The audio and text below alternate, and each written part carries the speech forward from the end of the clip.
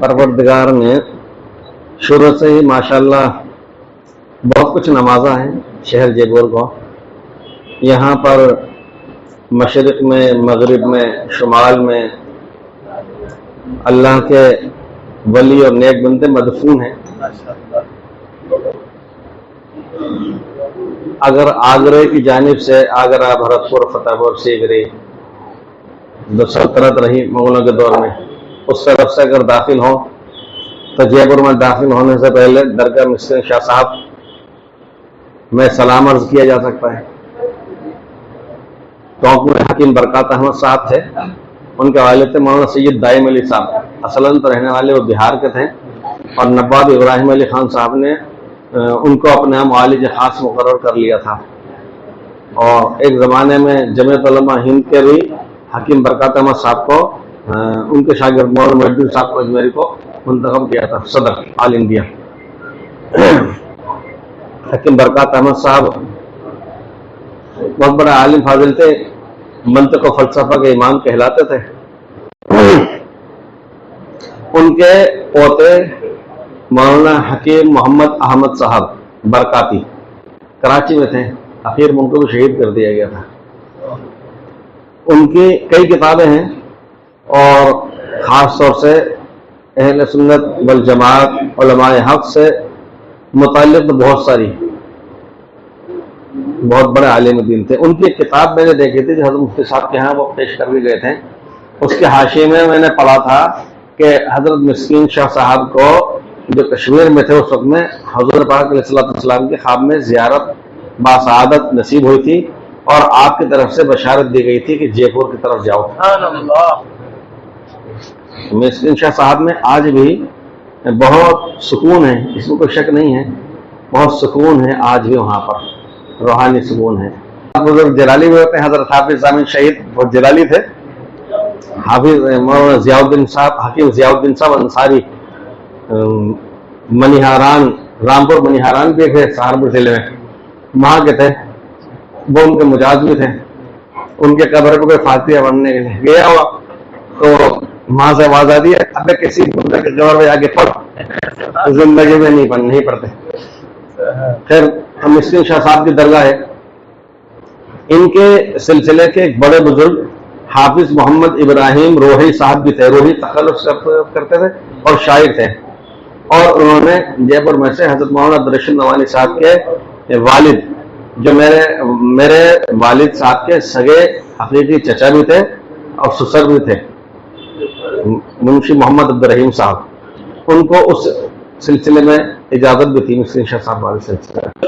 तो जयपुर में अगर इस साइड से अगर दाखिल होते हैं तो मिस्किन शाह साहब, और अगर दिल्ली की तरफ से कोई आता है, पहले जमाने में दिल्ली से आने का रास्ता आमिर होटल में ही था, आपके यहाँ से अकबर मस्जिद की तरफ है, वहां से अगर कोई आएगा तो उस दौर के अंदर तो हजरत मौलाना ज़ियाउद्दीन साहब चिश्ती निजामी फखरी का मज़ार शरीफ,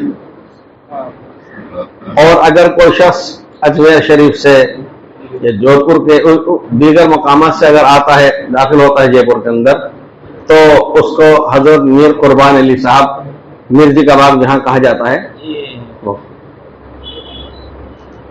आज वो भी मदफून है माशाल्लाह। तो तीन तरफ तो ये बड़े अकाबिर औलिया माशाल्लाह मदफून है। तो वक्त आज तो इतना नहीं है, बस एक बात याद आई तो वो मैं अर्ज कर दूं। दिल्ली, ये जो हमें मौलाना ज़ियाउद्दीन साहब, जो कि दिल्ली के अंदर जयपुर में आमतौर पर ये बड़ी दरगाह मानी गई है, आमतौर पर वाबस्ता रहे हैं, फिर बस्ती से नजदीक है, मुस्लिम बस्ती से ज्यादा महलों से, इसलिए ज्यादा तरफ वहां रही। उनके यहाँ भी कल खाने थे। मौलाना साहब का मतलब है कि खुद बहुत बड़ा आलिम थे और अपने हाजी इमरान से बैठे इनके पड़ोस में जो मस्जिद है, बल्कि यूँ कहना चाहिए कि इनके उस मस्जिद, जिस मस्जिद के पड़ोस में ये रहते हैं, तो उस मस्जिद में वो भी मस्जिद मौलाना साहब कहलाती है, मदरसा उसके पास में कहलाता था। उनके पास बड़ी नायाब किताबें थी। एक जमाने में हज़रत मुफ्ती हकीम मोहम्मद हसन खान साहब जब तशरीफ लाए, जवान नौजवान थे, तो दरगाह में बहुत जाते थे और वहां पर उस जमाने में जो भी सज्जादा नशीन थे, शायद फखरुल मियां थे, ज्यादा मुझे याद पड़वा, اور ان کے پاس میں بھی بعض کلمی کتابیں تھیں وہ وراثتاً چلی آ رہی تھیں. ایک کتاب ایسی تھی جس کے آخر وقت کچھ حذف ہو گئے تھے دیمک کی وجہ سے، جو بھی وجہ رہی ہو، تو وہ سب سے زیادہ نادر و نایاب کتاب تھی ان کے کتب خانے میں اور ادھوری تھی. وہ بہت پریشان تھے، حسرت تھی کہ کسی طرح یہ ہوتا. مفتی صاحب کا جانا آنا تھا، انہوں نے دکھایا تو مفتی صاحب نے فرمایا کہ ان میں کر دوں گا اس وقت. مفتی صاحب نے ان کو مفتی صاحب کے پاس جو کلمی کتاب اس جیسی موجود تھی، وہی کتاب کلمی نسخہ مفتی صاحب کے ہمیں تھا. قلم سے قلم ملا کر کے ایسا لکھا کہ کوئی یہ نہیں کہہ سکتا کہ یہ ایک شخص کی تحریر میں ہے یا دو شخص کی تحریر میں ہے. اس طرح قلم سے قلم ملا دیا. میں نے وہ دیکھا ہے، حکیم مولانا محمد میر صاحب نے دکھایا تھا اپنے کو، تم تو تھے ساتھ میں. تو یہ مولانا ضیاء الدین صاحب درگاہ والے، یہ مولانا فخر الدین صاحب کے مرید، متوسل اور خلیفہ ہے. دہلی کے اندر وہ ایک ہی موقع ایسا تھا جس وقت میں ایک ہی وقت میں دہلی تین بڑے بڑے جلیل القدر وسیع العلم کثیر الحلم افراد سے لبریز تھی. حضرت شاہ ولی اللہ محدث دہلوی رحمۃ اللہ علیہ، ان کی پیدائش پھلت پوئی تھی، تم دیکھ کر آئے تھے وہ قبر آج بھی اسی حیثیت کے اندر ہے. حضرت شاہ ولی اللہ محدث دہلوی رحمۃ اللہ علیہ پر ملیشیا کے اندر کوئی پروگرام ہوا تھا بڑا، تو انہوں نے جب کیا آل انڈیا ان کی شخصیت پر، تو انہوں نے سوچا کہ بھائی چونکہ ہندوستان کے تھے شاہ ولی اللہ صاحب، تو ہندوستان کی سفارت خانے کے سبیت کو بھی طلب کر لیا جائے، بلا لیا جائے ملک کی مناسبت سے. حالانکہ وہ تو غیر مسلم ہے، لیکن انہوں نے اس نسبت سے کہ ہندوستان ملک کے ہیں شاہ ولی اللہ صاحب، تو اس لیے اس ملک کی سفارت خانے کی نمائندے کو بھی بلا لیتے ہیں، ان کو بلا لیا. اب انہوں نے جو دیکھا کہ وہاں بہت بڑے پیمانے پر اتنا بڑا سیمینار منعقد ہوا، سہروزہ سیمینار، اور پوری دنیا کے بڑے بڑے اسکالر، ریسرچ اسکالر، علماء، فقہا وہاں پر آئے ہیں، ملیشیا آئے. تو یہ سبق کر گئے اور انہوں نے پوچھا کیوں، تو ان کو بتلایا گیا تھا کہ چونکہ آپ کیا کہتے ہیں یہ اتنے متاثر ہوا کہ میں ہندوستانی، مجھے نہیں معلوم کہ ہمارے سرزمین پر ایسے بھی شخص گزرے ہیں، ایسے لوگ کہ پوری دنیا سیر تسلیم خم کر رہی ہے. جب وہ ہندوستان آئے تو وہ پھلت بھی گئے معلوم کرتے کرتے. مظفر نگر سے، میرٹھ سے مظفر نگر سے جاتے ہیں تو راستے میں کھتولی آتی ہے جگہ، وہ حقیقت میں تو تھا خطہ ولی، وہ بگاڑ کے سو کر دیا کھتولی. کھتولی سے نہر کے کنارے 5 کلومیٹر میں چلیں گے تو پھلت ہے. حضرت شاہ اہل اللہ صاحب کا بھی مزار وہیں پہ، تم گئے تھے؟ شاہ اہل اللہ صاحب کا مزار بھی، شاہ ولی اللہ صاحب کے بڑے تھے بھائی حقیقی، ان کا بھی وہیں پہ ہے مزار شاہ اہل اللہ صاحب کا. اور وہ مسجد بھی وہیں ہے جس مسجد میں حضرت شاہ صاحب تھے اور وہ جنات سانپ کی شکل میں نکل آیا تھا اور اس کو مار دیا تھا اور جنات پکڑ کے لے گئے تھے، پھر عدالت میں کیس چلا تھا. وہ بھی اسی مسجد کا واقعہ ہے. تو پھلت کے واقعہ ہوتا. تو حضرت شاہ ولی اللہ محدث دہلوی کے یہاں وہ ہندوستانی سفیر جب پھلت گئے، ایسا مجھے وجہ ان کے ذہن میں تصور تھا کہ کوئی محل ہوگا یا پرانا کھنڈر ہوگا اور ایسا ہوگا. جب معلوم ہوا پہنچے تو ایک قدیم پرانا شکستہ کمرہ، نیچے مٹی کا لیپ تھا اور اوپر بھی مٹی تھی، اور وہ پرانے زمانے کی اینٹیں وہی لگی ہوئی، آج تک اس کو بدلا نہیں ہے. اور وہ کسی بالکل غریب خاندان میں چلا رہا تھا، تو وہ چلے جاتے تھے، بات وہاں پردہ بھی کرانا ہوتا تھا، حالانکہ وہ تو گاؤں دیہات کی. پھر مولانا کلیم صدیقی صاحب نے اس کمرے کو خرید لیا، چونکہ ان کے کمرے میں سے جانا پڑتا تھا، مکان میں ہو کر کے ان کے مکان کا حصہ تھا، اور وہ خرید لیا، راستہ ہی بنا لیا. جب وہ شب پہنچا تو اس نے پہلے تو ڈھونک دی، زینے کے اوپر سجدہ کیا اس نے کہ یہ وہ مقام ہے جس نے ہندوستان کا نام دنیا میں روشن کیا ہے، شاہ ولی اللہ محدث دہلوی. تو دہلی میں ایک تو وہ شاہ ولی اللہ محدث دہلوی رہتے تھے. جب مغل سلطنت بالکل زوال کے شکار ہو گئی اور مراٹھوں کا بھی حملہ ہونے لگا اور فلاں قبضہ ہونے لگا، شاہ ولی اللہ محدث دہلوی نے ہی خط و کتابت کی تھی. جو احمد شاہ ابدالی آئے تھے اور نظام بالکل برابر صاحب ڈھنگ سے کر کے چلے گئے تھے، اور پھر کمر شکستہ ہو گئی تھی آدھے دن کی. تو ایک ہی وقت میں دہلی میں حضرت شاہ ولی اللہ محدث دہلوی بڑے جلیل القدر عالم دین، اور انہوں نے جس موضوع پر کتابیں لکھی ہیں ہندوستان میں، حضرت شاہ زکریا رحمۃ اللہ نے ایک مرتبہ ہندوستان بر صغیر اس زمانے کا، ہندوستان پاکستان بنگلہ دیش وغیرہ سب، سری لنکا برما سب اس زمانے کا بر صغیر. تو حضرت شیخ الحدیث صاحب نے تمام فرقوں مسلکوں کے بڑے علماء کو خط و کتابت کی کہ آپ کا حدیث کا سلسلہ ہمیں لکھ کر کے بھیجیے، استاد در استاد کون. تو جس کسی نے بھی بھیجا شاہ عبدالعزیز محدث دہلوی سے بچ کر نہ جا سکا. جس کسی کا بھی جتنے بھی فرقے ہیں حضرت شاہ عبدالعزیز محدث دہلوی رحمۃ اللہ علیہ سے بچ کر کے کوئی نہیں جا سکا. اور وہ ان کو اپنے باپ سے ملا تھا حضرت شاہ ولی اللہ محدث دہلوی سے. آج روئے زمین پر سب سے زیادہ طاقتور معزز منظم مرتب سند مانی آتی ہے حضرت شاہ ولی اللہ محدث دہلوی کی. تو ایک تو حضرت شاہ ولی اللہ محدث دہلوی تھے اور ایک وہاں پر اس وقت مرزا مظہر جانے جانا رحمۃ اللہ علیہ. مرزا مظہر جانے جانا علیہ رحمہ کے والد محترم یہ حضرت محی الدین اورنگزیب عالمگیر رحمۃ اللہ علیہ کے یہاں ملازم تھے. اور جب یہ پیدا ہوا بچہ تو ان کے والد نے کہا اورنگزیب سے کہ کوئی نام تجویز فرمائی. انہوں نے نام رکھا تھا جان جانا, یعنی محبوب ترین جان جانا انہوں نے نام رکھا تھا. پھر اللہ کے بہت بڑے ولی بنے. ایک موقع پہ جب میں جس کو ہاں چائے تو لے آیا کرو, میں تو بلکہ اسی لیے بولتا ہوں کہ چائے چلتی رہے گی جتنی دیر بول لوں گا. کوئی بیان نہیں چل رہا تو چائے چلائیے, سب کو پلا دی بیٹھا ہوا. تو میں جب پڑھتا تھا تو 1401 سے 1405 ہجری تک بغل والی مسجد مرکز نظام الدین میں رہا. پورے کمپلیٹ 40 سال ہو شورات میں. پڑوس کے ملک سے کچھ بڑے اہل علم آئے تھے. انہوں نے مولانا اظہار الحسن صاحب سے کہا کہ ہم نے بڑے مشائخ اولیاء اللہ کے مزارات کی زیارت کرتے. آدمی جب قریب رہتا ہے اس کو اہمیت نہیں ہوتی, تو باہر والے کو دور والے کو پتہ چلتا ہے. اس لیے دور سے پتہ چل جاتا ہے کہ وہاں بارش ہونے والی ہے, موسم دکھ رہا ہے. مولانا اظہار الحسن صاحب نے کار کروائی اور وہ 3 حضرات تھے, وہ پیچھے بیٹھے اور کاندلا سے آئے. ان کو بھیجا چونکہ وہ اس وقت بہت بڑے محقق ہیں ہندوستان بر صغیر میں ان کا نام ہے. ان کو بھیجا کہ یہ اس سلسلے میں واقف تاریخی بہت اچھے رکھتے ہیں, اور ان کو بلا کر کے یہ کہا کہ پڑوس ملک کی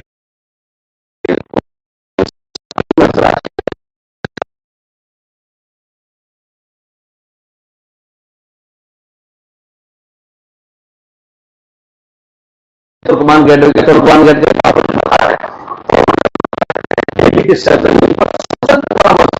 جس اللہ والے کا ملک ہے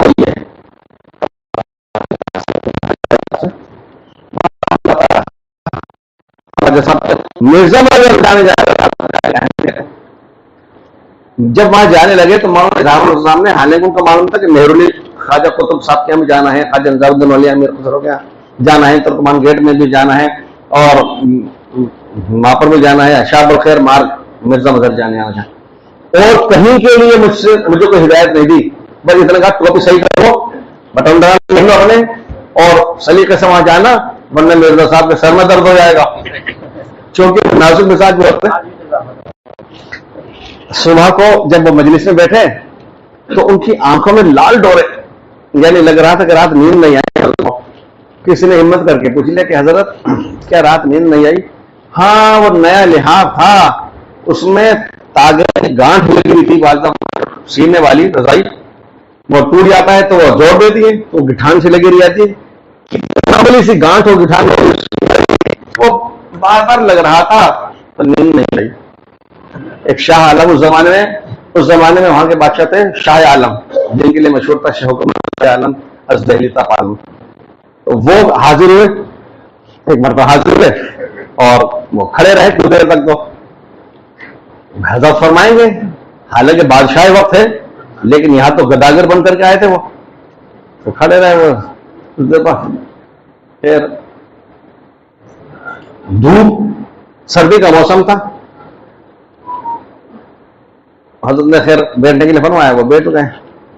وہ کھڑے جو ہو گئے تھے وہ دھوپ روک کر کے, تو انہوں نے کہا حضرت کوئی خدمت بتلائیے گا. فرمایا سردی کے موسم میں ٹھنڈ میں دھوپ روک کے کھڑے ہو گئے, بس دھوپ چھوڑ دو یہی خدمت ہے. ایک مرتبہ آتے رہتے تھے, ہاں ایک مرتبہ آئے اور بہت دیر ہو گئی, پھر پانی پی لیا, پانی مطلب سے لیا پی لیا. کٹورا ہوتا تو اس زمانے میں, اچھا آج کل تو گلاس چل گئے, اقرب الى سننا کٹورے ہے, یعنی حدیثوں میں جو ذکر ملتا ہے وہ گلاس کے بجائے پیالے کٹورے کا ہی ملتا ہے. انہوں نے پانی پیا اور کٹورا اس پہ رکھ دیا. اب عام طور پہ مٹکے میں وہ ڈنڈی کے اندر ڈال دیں گے اور رکھیں گے تو ہو ہی جائے گا. تھوڑی دیر بعد بیٹھ کے جب جانے لگے اور کوئی خدمت پوچھی, حضرت پہ خدمت ہو تو فرمایا کہ مٹکے پہ کٹورا تو ٹیڑھا رکھ دیا, سر میں درد ہو گیا, اسے سیدھا کر جاؤ. یہی خدمت ہے. ایک فولاد خان نام کا شیعہ تھا رافضی, اس نے حملہ کر دیا, گولیوں کی بوچھار کر دی حضرت پر, گولیاں ماری. جیسے حضرت عمر بن خطاب رضی اللہ عنہ کے خنجر پڑنے کے باوجود 3 دن تک حضرت زندہ رہے اور خون بہتا رہا, تو یہ 3 دن تک یہ حال ان کا بھی رہا, خون بہتا رہا. بادشاہ وقت خود حاضر ہوا کہ حضرت تکلیف تو بہت ہوگی. فرمایا کہ نہیں, گولیوں کی تکلیف تو برداشت ہے, لیکن گولی چلاتے ہوئے جو بارود کی بدبو اڑی تھی وہ ستا رہی ہے. مرزا نظر جانے ہے نا. تو ایک حضرت مرزا رحمۃ اللہ علیہ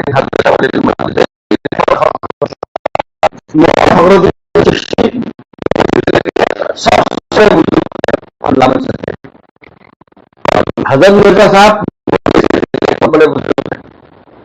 میں نے ایک جگہ پڑھا ہے کہ علامہ شامی رحمۃ اللہ علیہ اور صاحب روح المعانی علامہ آلوسی حنوی, یہ دونوں کے دونوں حضرت مرزا مظہر جانی کے سلسلے میں ہیں, تصوف سلوک و طریقت کے اندر. تو مرزا مظہر جانی وہ نقشبندی سلسلے کے سب سے بڑے رحمۃ اللہ علیہ, ان کے پاس مختلف طرق تھے جس میں قادری سلسلہ بھی تھا اور نقشبندیت بھی تھی. تو چشتی سلسلے کے مولانا فخر الدین صاحب تھے. اب ایک شخص نے ان تینوں کی دے دی دعوت, ایک تینوں کی دعوت دی, اور یہ واقعہ تاریخ اور یہ واقعہ ارواح ثلاثہ, ارواح ثلاثہ چھوٹی کتاب ہے لیکن اس میں 3 بزرگوں سے متعلق زیادہ واقعات ہیں, اس لیے تھانوی نے اس کا نام رکھا تھا ارواح ثلاثہ.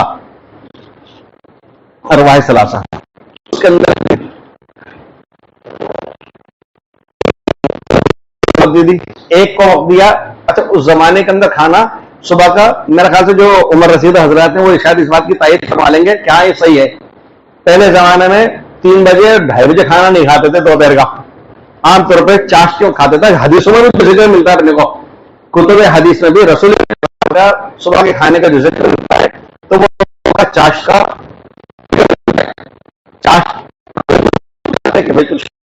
اس کا مطلب صبح کے کھانے کا وقت ہوا کرتا تھا وہ 10-11 بجے کا ہوتا تھا, 10 بجے کے آس پاس.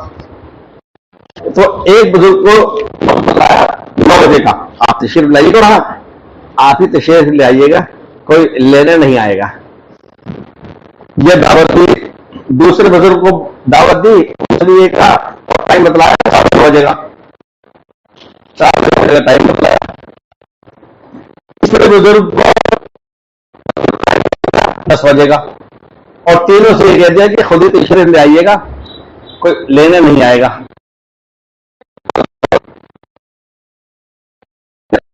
دیکھا تھا تو زمانے میں جب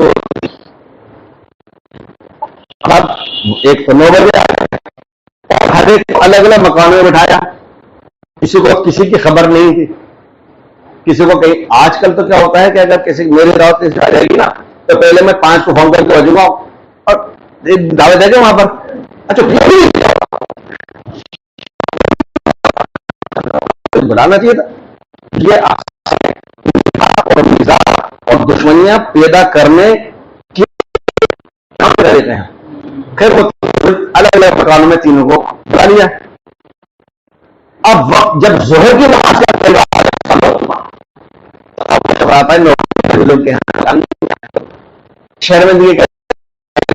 شرمندہ گھر میں کیا ہے وہ اہلیہ بالکل بیماری ایسی رہی کہ وہ کھانا تیار نہیں ہو سکتا. ایسے قبول فرما لیجیے جو کتابوں میں لکھا ہے, قبول فرما لیجیے. اور یہ انہوں نے کہا مولانا فخر الدین صاحب سے, چشتی یعنی مولانا ضیاء الدین صاحب جے پور والے, ان کی شیخ ہے, ان سے انہوں نے وہ کھڑے اور روحان اپنا پھیلا دیا کہ آپ اس میں نظر ڈال دو.